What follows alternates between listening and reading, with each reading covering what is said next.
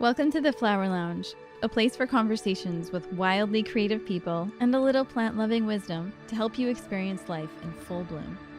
I'm Katie Hess, flower alchemist and founder of LOTUSWEI, and I believe in a world where we're all living at our personal edge.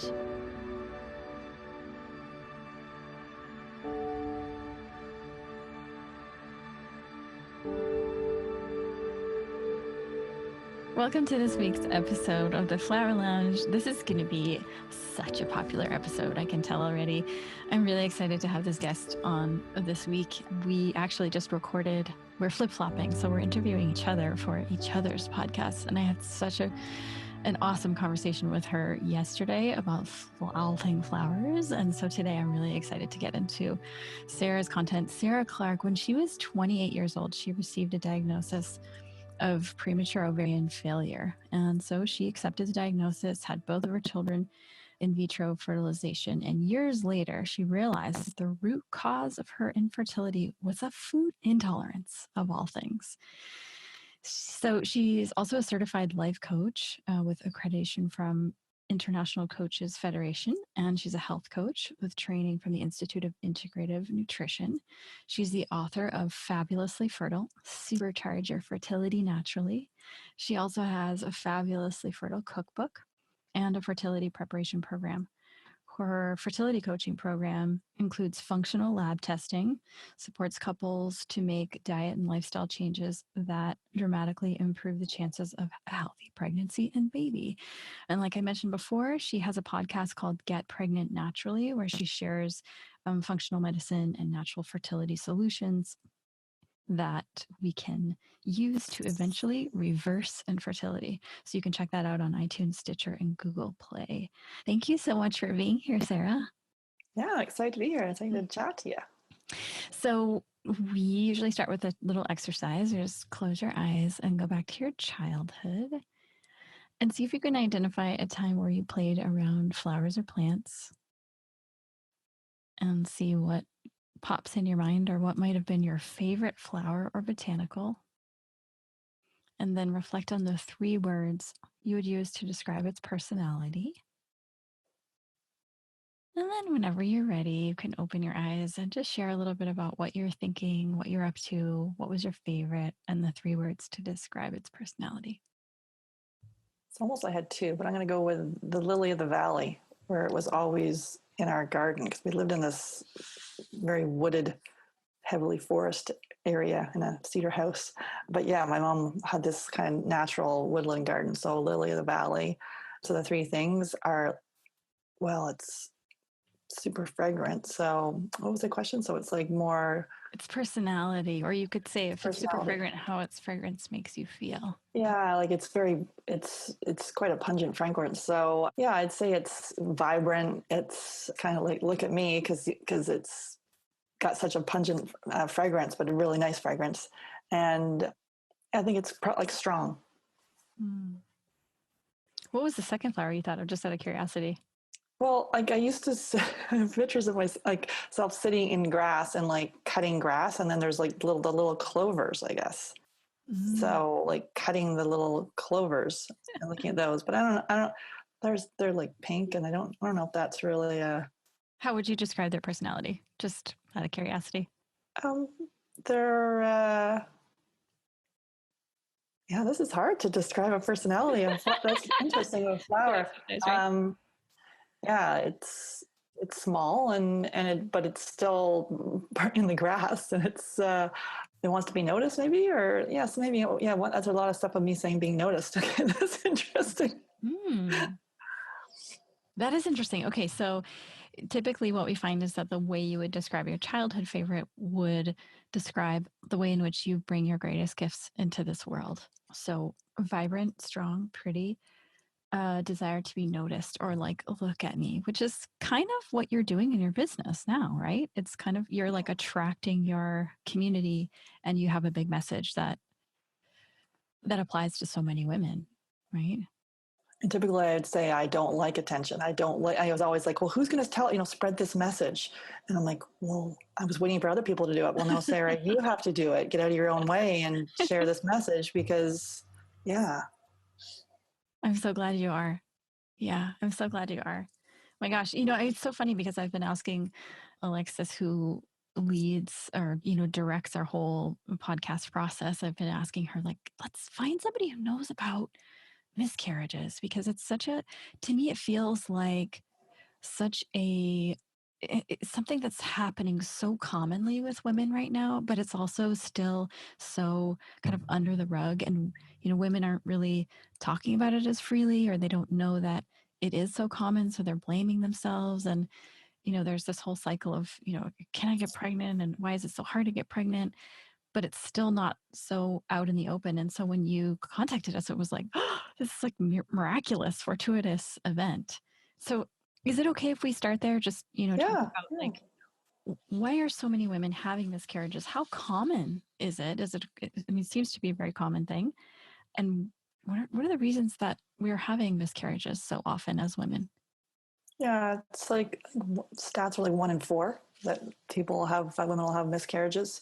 A lot of people that come to us, like I just spoke with someone last week and she'd had 7 miscarriages and then still going down the road to another IVF and not stopping to kind of look, well, what's the body? My whole message is listen to what your body is saying. It'll whisper to it. When you ignore the whispers, it'll start shouting at you in the form of disease. Yeah, and there's still like a lot of shame about that, and maybe even when people are trying to get pregnant. I know when I was, my situation was a little different because had both my children with donor eggs. So when we were trying, I knew exactly kind of what was happening and was able to, but I didn't want to tell anyone what was going on because I still had that, got to wait for the 3 months until I could, share. So if someone's had a miscarriage in that time, many times they haven't even shared it with anyone. And then that's when you kind of need a support system in place to help you deal with these strong emotions that you're feeling. And meanwhile, maybe only your partner knows, and maybe your parents, but you probably haven't even told anyone else. So it can be very isolating and very, very painful. And coaching women, that have had miscarriages years ago and still that trauma is still with them. So helping them, through life coaching, we also employ emotional freedom technique. So tapping and also therapy. I work with a therapist as well. And a hypnotherapist. So it's helping with those kind of blocks because there could be, trauma and pain and heartache that maybe hasn't been processed. And maybe after yesterday, you'll start incorporating flower essences. Yes, the flower essences, exactly. Yeah. I love what you said about really encouraging us to listen to our bodies and let our bodies whisper to us. What would be some of the reasons? And I know every single woman is different, right? Our physical, emotional landscapes are about as varied as our fingerprints, I'm sure. And just in terms of you working with so many women, are you finding that there are common whispers, like common causes that are whispering that we could just sort of get ahead? You just get the shortcut and not really listen to our bodies. No, I'm just joking. But, what are you seeing? Like, give us like a directionality of maybe somewhere we could investigate inside our own bodies. Yeah, I think a lot of people think some of the symptoms that they may have are normal. Like if we have like itching on their skin, or if even mood things, like if there's irritability. I had that for years where I was cranky and I'm like, man, just so irritable. So for me, it was this food intolerance.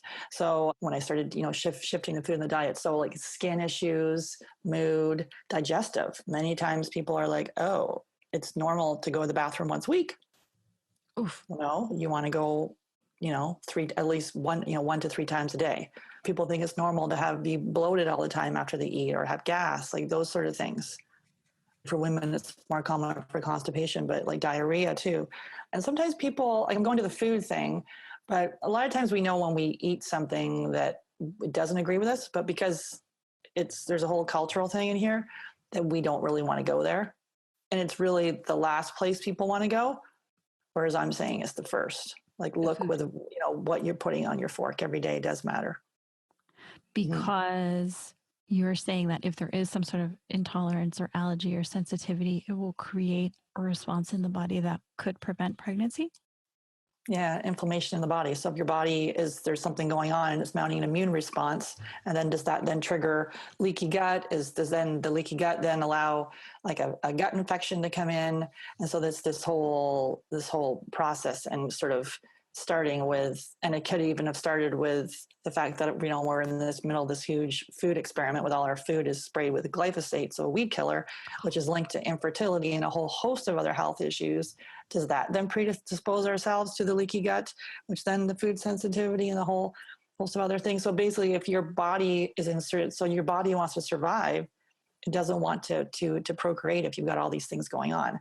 And functional medicine, looking at the underlying cause of disease, so that woman that came with the 7 miscarriages, instead of like backing this train up, instead of keep going forward. And there's obviously a success, and I was successful going down the conventional fertility route, where an IVF success is 30% average, IUI is 10%, and donor eggs are 50. So there's people that are successful that way, but there's other people that slip through the cracks, and then they're kept told to keep spending money instead of backing up and saying, well, what's wrong? And then sometimes it's a case that their insurance covers it.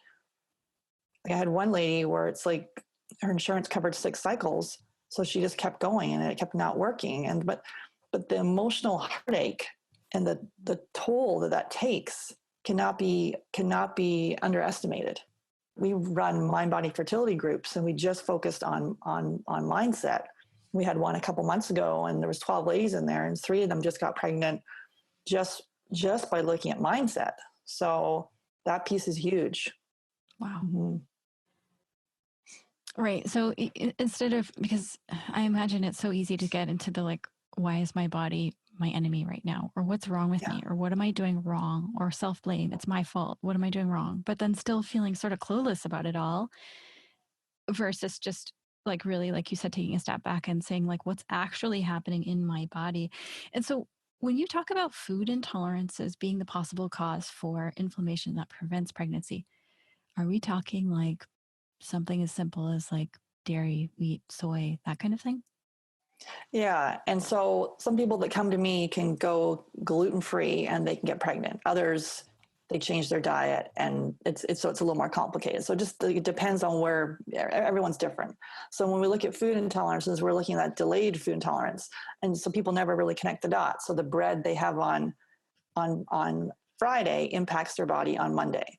And then it gives some of those symptoms like we talked about. So mood issues, so depression, ADHD, anxiety. It could go to skin. So people with eczema or acne. Like I had acne in my early 20s. Before that, I had this clear skin. It goes to digestion. So IBS, gas, bloating, we talked about. And then also autoimmune. So Hashimoto's or MS or lupus, rheumatoid arthritis, those sorts of things, where a food sensitivity could be the cause, and then other things as well. So we use testing to figure out, what exactly someone's intolerant to. And we look at a LEAP MRT test, and that is looks at 150 foods and 150 food chemicals, and then really gives you an exact snapshot of it. It's only a snapshot in time. And as you heal your gut, you could then reintroduce these foods later. So it's not forever. And then while we're waiting for the results of the food sensitivity test, then we have someone start an elimination diet. So the elimination diet is where we take out those allergens like you're talking about. So we take out dairy, gluten, corn, soy, peanuts, and eggs. So you take those out for 10 days, and then you systematically reintroduce them over the course of 30 days. And really the elimination diet is the gold standard to figure out how your body feels.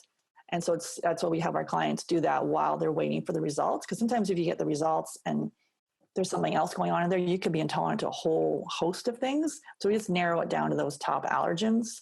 And then we can add in the stuff from the food sensitivity test. So it's really, yeah. So even for listeners who are not trying to get pregnant, what would be the way that we'd go about doing this? You call it LEAP MRT? The LEAP MRT is the one that we like. And all of our kits we ship them internationally. And so basically the kit just comes to your house, and then you can go to for the LEAP MRT, you'd go to a local lab and do a blood draw. And then depending on else where you are, we also do the IgG, which is a finger stick. So you can do that at home, just do a little finger prick. And sometimes that makes people kind of woozy. So you could then take that to your local blood draw clinic. But really, it's funny. I was watching Shark Tank last night. I haven't watched that thing in ages. But there was a woman came on there. She had a company all with these lab tests that again are shipped, internationally. And it's really like the ones that we've selected to work with. These labs it's like they've all been vetted, and it's they've got high standards and all that stuff. I just thought it was interesting that she's got this company, because the current tests that we have are just not really. It's just not really getting to the root cause of what's going on, and so people are demanding, and her sales are through the roof. And it's only early days for you, and the whole genomics thing with 23andMe and people trying to figure out their genetics, and from the health side of things is kind of a cool thing as well. Well, I think it's so empowering too, that from the comfort of your own home, you can figure out what's going on with your body versus, possibly putting yourself in situations, depending on how well of a relationship you have established or not with, a lot of people in our community don't even see MDs. Some do. And just, basically just said, like, empower yourself to have that information is so fabulous. So are there any other lifestyle changes that we could make to increase fertility? Like, what's real and what's a myth? Like if we stop drinking coffee, does that increase our chances of pregnancy? If we're drinking a little bit of coffee every day, does that, increase chances of not becoming pregnant? Are there any things that you found that are sort of overarching for everyone, or is it really just very fine-tuned for each woman? It is very personalized for each woman. So the diet for me is not necessarily the diet for you. Obviously, as a kind of an overarching statement, to have everyone move to organic, because the food experiment and things are sprayed. If that is too hardcore for you, at least look at the Dirty Dozen. So you go to the environmental working groups. So ewg.org, check to see the foods that are highly sprayed. So definitely go organic. I think as far as coffee goes, caffeine, you really want to. I think there's studies that say if you have at least 1 cup a day, that is still okay if you're going through IVF.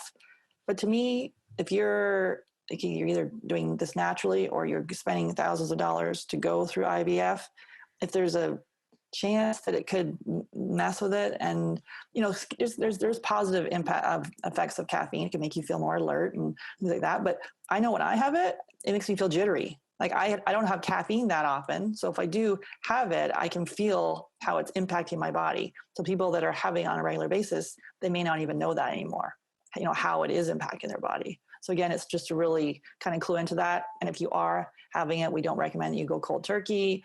There's a protocol to be able to go off where you do, half calf, then half decaf, and then decaf, and then down to green tea, and then you go down to herbal tea.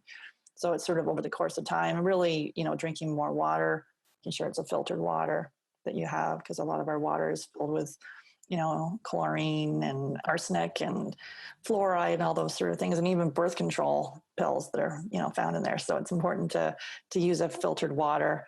But yeah, as far as the different foods, it's really, we do start with that. You can look at the fertility diet, which is based on the Harvard Nurses Study. So over 18,000 nurses over the course of 8 years, and found the best tips for fertility and for diet and lifestyle. So you can look at that. There's components of that study where we just take it a little bit further, because in that study they said to drink whole milk, and we say there's a large percentage of the population that actually has a dairy intolerance. So before you down liters or gallons of whole milk, then let's look to see if you have a dairy intolerance first. And they also said to look at whole carbs instead of simple carbs. So you don't want to have a lot of the white stuff. Choose complex carbs. And so our thing is, well, before you go down the whole grain, you can do Ezekiel breads and things like really good breads. Make sure you're not intolerant to gluten.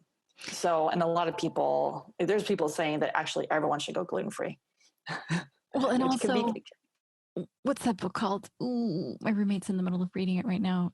Yeah, I should get the title of it. And it's the one that's saying that all these years, people have been saying, eat brown rice, eat quinoa, that in fact, it's creating a whole slew of digestive issues chronically, that we should really actually steer further away from brown rice and quinoa and eat more white rice, for example. Yeah, we say with the white rice that because brown can be harder to digest. So yeah, to try, because for years I was on brown. And then, if there's a digestion thing going on, then the white rice is just a little easier to digest, but maybe you have an intolerance to white rice. We don't know. Some people are, if there's a lot of things going on in their gut, if there's a gut infection, and who knows how that happened, you could just be highly sensitive to a lot of things. So really the only way to know is to get the testing done and just get a snapshot of where you're at that time. Granted, things could change, but right. And that's a good place to start. But what does the fertility diet look like in general? Yeah, and it's really it's like eating whole foods. So it's like shopping the periphery of your grocery store, kind of going back to that, what Michael Palin says with the food rules. If your great grandmother's like, what's this? Don't eat it.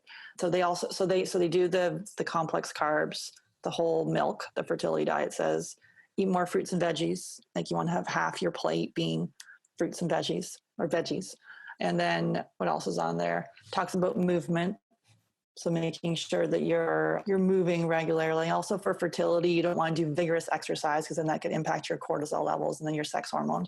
So you want to do a brisk walking, fertility yoga, which we offer fertility yoga, doing HIIT, so the high intensity interval training, so getting the heart rate up in short bursts, weight training, but not like huge heavy weights.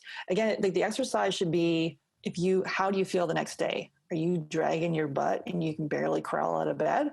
Or do you feel pretty good? So it's really to tune in, because a lot of us, if we're used to running all the time, but maybe it just gets to a point where we can't do as much exercise and just see how we feel. Do we feel energized or drained? I love that. And why is balancing blood sugar so important for fertility? Because I see something that I see a lot. This is like a common topic of conversation with friends of mine who live in Asia, that it's so easy to get healthy, cheap food, often eat 4 or 5 times a day on the street, easy. Whereas in the West, there's sort of like this weird culture of starvation where it's like, oh my God, you got to drive to the grocery store and then you got to make it. And then or find out somewhere I'm going to eat out. But it's like this whole thing. And then we want to work and then we don't eat at the right times and our blood sugar crashes. How could that impact fertility? Yeah, so if you kind of go into insulin resistance, then it could impact. So obviously, if someone has insulin resistant PCOS, they want to maintain their blood sugar at constant levels. It could also impact. It could increase your risk of miscarriage. It could impact implantation, ovulation. So it's important to keep it regulated. And we work a lot with people to say, okay, we all know we should have our breakfast, and it doesn't mean you need to have the breakfast immediately when you wake up. There's actually another train of thought, actually. I was just reading the book Dirty Genes by Dr. Ben Lynch. And so he was talking about that he wakes up and he doesn't have breakfast right away, but he has it before he starts feeling like jittery or like feeling like his blood sugar has dropped. So he has it before that. And so for him, it was around 10 or 10:30. So he's fasted through. And then, so we have to, again, it's like really tuning into your body. I like to have it right away. Otherwise I will feel cranky and hungry. I need to eat more throughout the day. It just makes me feel better. So again, it's tuning in, because a lot of times there's some people that may not eat all day long at all. They may not have lunch, breakfast, and then they just have a big meal at the end of the day. And how's that? So it's really tune into your body and to know that these things, even sleep will dysregulate your blood sugar. So dysregulated sleep impacts your blood sugar, which impacts your sex hormones. So we have people that are getting up like 5 to 6 times a night to go to the bathroom, right? And the dysregulated sleep is very, very common. Either getting up or just not getting enough sleep, because you want to get 7 to 9 hours. And these are like foundational things. We're like, yeah, we already know this, but life gets in the way and we get busy, and sleep becomes, there's like that FOMO thing, fear of missing out. I think Adriana Huffington wrote in her book, I think she had a whole thing happen where she was working so much, she was at her desk and she literally collapsed and banged her cheekbone on the desk, and blood was pouring out all over the place because she was just working so hard as she was founding the Huffington Post. And then she's now written a couple books on, one book on the sleep side of things, because to really focus on that. So I figure, she was then able to, instigate proper bedtime. So going to sleep before 10:30. And so, because after that you get that second wind. So really, if someone like that who's founding a huge publication was able to, cut back on her sleep and really prioritize it, I don't think it's as much anymore this big badge of honor that, I where it's like I pulled an all-nighter, or I just keep coming to work when I'm sick, or I like those kind of things. People are starting to go, well, maybe you should stay home. Maybe, why haven't you prioritized sleep? But a lot of people still don't. So it sounds to me like it's a practice of self-nourishment. Like really asking, like, how can I nourish myself? How can I treat myself? How can I just lavish myself with, like, going to bed early, yes. eating the right foods that feel yummy at the right times that feel good to me. I think it's interesting that, not only is it kind of hard to receive, but it can be kind of hard to receive from ourselves. So it's like that becoming comfortable with being nourished, right? Absolutely. Yeah. People will, I'll kind of say, let's focus on me time, because people want to get a plan and what are we going to do? And with all the functional testing and stuff we do, it kind of, especially we seem to attract medical people, I think, because they like the testing side of it. So they're more left brained, and then kind of to say, let's do self-care and me time. That seems a little bit foreign, because they want to go down the analytical thinking, rather more like what our conversation yesterday when we recorded our podcast, like on all the things that you do, really tapping into the spiritual side and listening to what our body really needs, and that right brain creative that we all have intuition, and seeing if it feels right instead of the thinking part. We're not human doings, or human beings. And are there any other ways that you encourage women to nourish themselves to increase their chances of getting pregnant, aside from food and movement, or just like specific types of self-care, or anything that you particularly recommend? So obviously there's visualization, and there's a cool video called The Miracle of Life, which actually just it's like a 12-minute video, and it takes someone through the miracle of life of actually the sperm and the egg and the whole thing process, and then and birth, and it's all animated and with cool music. So it's good to listen to that and sort of really visualize for someone, because a lot of people going through this, they feel broken, they feel their bodies failed them, they can't visualize themselves pregnant, they can't visualize themselves with a baby. They may be able to see, a few years down the road with a little toddler, but right now it just seems too much. So to be able to watch that Miracle of Life video and go, oh, okay, I can start to almost having that implant in me. Then also there's the visualizations, the audio. So there's a lot of fertility meditations. We like Expectful is a good one. It's an app that you can download, and we also have a free one on our website. But like before you go to bed, to listen to these calming. The one we have is planting your fertile garden, and the flower. So that kind of works with this. So planting your just seeds, and then harvesting it and watering it. Yeah, and because we could get these things that are stuck in our mind that it's not going to work. Especially if an RE has said, sorry, donor eggs for you, not going to work. Low chances, unexplained infertility. I have no idea. They can say, well, I have no idea why this is not working, which is super frustrating. The tools of functional medicine for us, it's not unexplained. But like those visualizations, meditation, and I was very resistant to meditation. I was telling all my clients to meditate, and I'm like, oh, I was probably doing it maybe like once a week. And I'm a doer. So if there's stuff that has to be done, I get it done. That one, I couldn't get it done. Anyway, so beginning of this year, I bought myself this like awesome meditation cushion, put it in my room, and I'm like, okay, I'm going to do like 3 to 5 minutes every morning. And I've committed to it, and I'm now up to 10. And I incorporate some like stretching in there, and my dog wants to join me, and I have some nice music playing, and sometimes I'll pull a little tarot card. So, and I have a little plant, and the sun's kind of shining in, and I don't know, I feel really good after it. And it's just like, it sets the intention for the day and makes you feel good. So it's really to commit to these things, and to know in the beginning, it's not going to be perfect, right? You just, I guess, say it's better to meditate. You're probably more of an expert on this than I am, but meditate 1 minute a day rather than 20 minutes once a week. So just to have people just do belly breathing, like when you're getting stressed and your shoulders are up by your ears, just do some nice belly breathings. A lot of times we as women want to walk around with our bellies just like sucked in, all flat and feeling good, right? Whereas it's like, let the belly hang out. And I'm like, what do you mean let the belly hang out? I got to contract it. No, let it hang out and let it kind of be open. And especially for the baby, for the womb, let that area very, very kind of open and free. So yeah. That's really sweet advice. And what are the top three? I know we talked about the food intolerances, but when you talk about functional testing, what would be, say, like the top three tests you would recommend for women and why? Yeah, totally. So we recommend the food sensitivity test, and then we also recommend the Dutch test. So that's a dried urine test. I've got Dr. Carrie Jones. She's like super smart.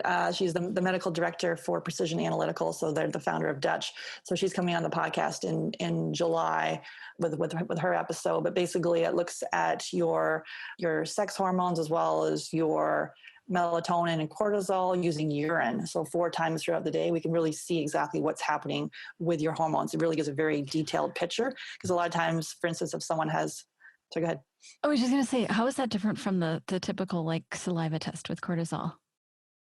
Yeah, so it just gives more data. Like before we were recommending the adrenal stress index test Yes. with saliva, and now the dried urine one it just gives us more data to see what's happening with your estrogen, your testosterone, all your different sex hormones and why. And it could then indicate, is there a gut infection going on? Oh, what's happening here? So we just really can then fine tune a program for you based on this test, and just gives us more clues to look further.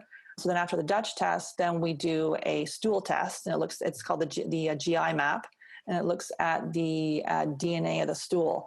They say the majority of people that we work with, we find something in the stool test. So be it a parasite, be it a worm, be it a bacterial infection, be it a fungal infection, something's going on in the gut. And then we develop, so part of my team, I work with a functional diagnostic nutrition practitioner. So she then runs these tests and then develops this customized diet and lifestyle protocol. And then we coach people throughout it to help them implement these things. Because a lot of times people can get these tests and they're like, oh, this is great. Okay, look at all this stuff. Well, then you got the rubber hits the road and you've got to do the changes, right? And sometimes it can be overwhelming. So we just keep layering. It's a 6-month program. We layer the changes over a period of time, and we add all these different things in.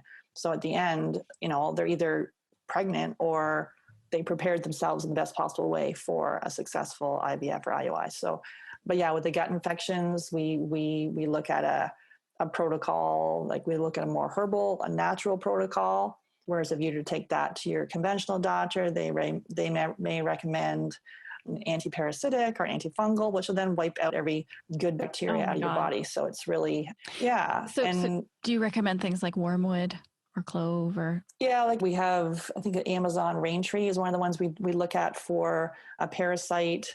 We use biocidin, and then we use things to boost the immune system like colostrum. We use collagen powder. We obviously looking at a good prenatal that's methylated, because if people have the MTHFR gene, so they're not able to process folic acid well. So we make sure it's a methylated folate. So a lot of people have a prenatal with folic acid. Wow. We also do a full blood chemistry review. So we look at things like your vitamin D. A lot of people come to us with super low vitamin D. Right. And we've all been told to supplement, but like vitamin D is a hormone. So, why is it so low, right? Is your immune system under attack by something going on in it? So there's different clues when you look at, and we look at your blood chemistry through the functional medicine ranges, and things that can be missed by your conventional doctor. Like we have someone come in with unexplained infertility, and she had Hashimoto's, and that was missed. What about something as sort of subtle as candida? Can you also detect that with, say, like a test or?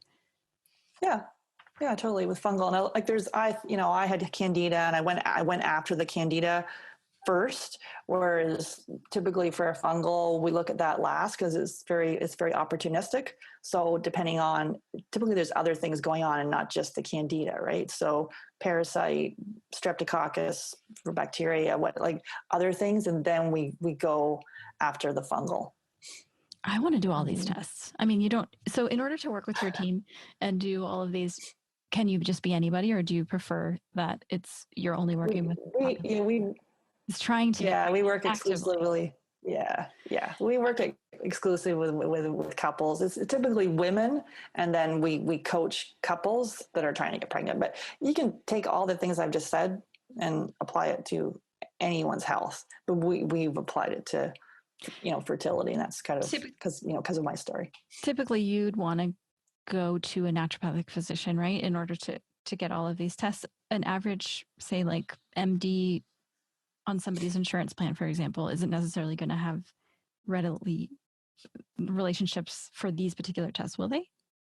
So depending if you find a functional medical doctor, and you can go into the Institute for Functional Medicine and find a functional medical doctor in your area. Not all naturopathic doctors offer this testing. I've been through many naturopathic doctors in my life, and many of the testing they offer has been outdated. That is not the case for all of them. Some of them are moving to functional medicine. Just because you're a naturopath or you have a naturopath doesn't mean they are using the tools of functional medicine.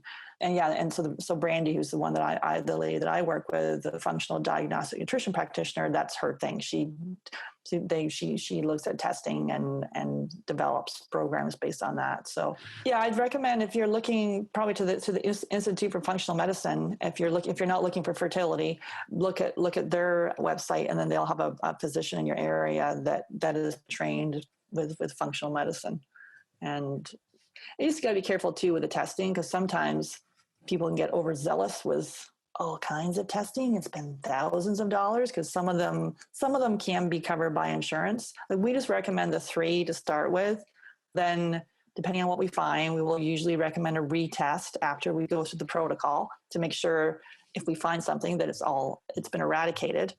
And then maybe in the middle, it may look at a hair analysis if there's like heavy metals or things like that. But typically those are the 3 that we look at it, and we can dig deeper with SIBO and a bunch of other stuff. But if you run too many at the beginning, then it's overly complicated and people get overly stressed out, because changing your diet is huge. It can be very, very difficult.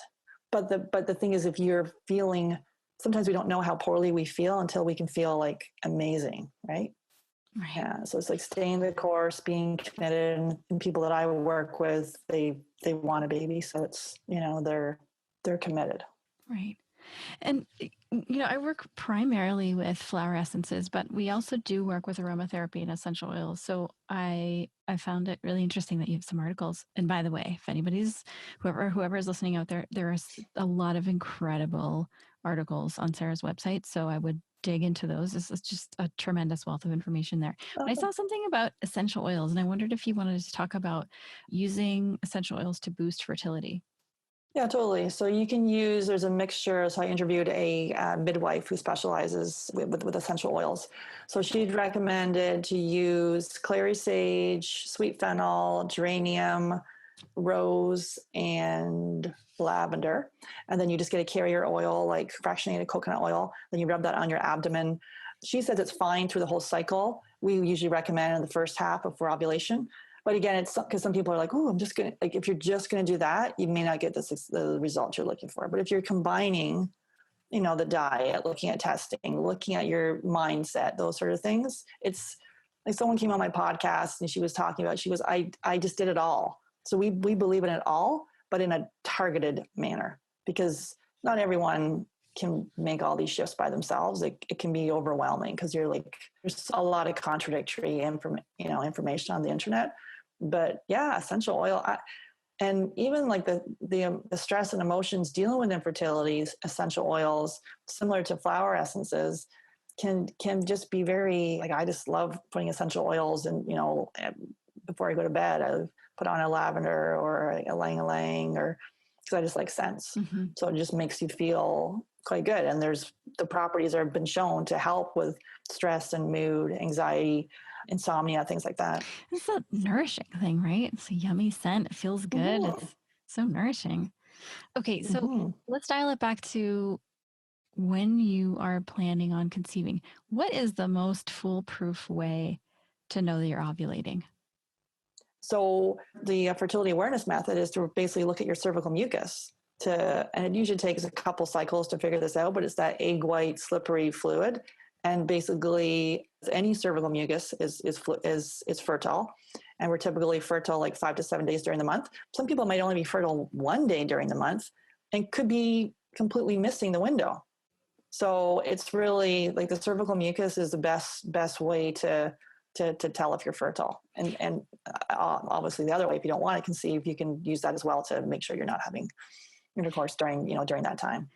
And then do you have what sort of success stories or any stories of women that you've worked with, by doing these functional medicine tests or figuring out one little thing that was aggravating their bodies, who have been able to get pregnant either naturally or through in vitro, that have been sort of notable or noteworthy or touching for you? Yeah. Well, there's one where she came and she found out she had celiac disease, but she was still having, and she had endometriosis. And it's funny because she was it was not funny, but she was in a same sex partnership. So she wanted her egg then to be implanted in her wife's womb. So she'd gone through all these different, as you say, unsuccessful IVF attempts. And then so we looked at her, and she was just gluten-free. So we looked at the testing and so found out that she needed to go, did the elimination diet, and she had a corn thing, a few other things going on. So we just took it a step further, and she was able to make all these dietary changes.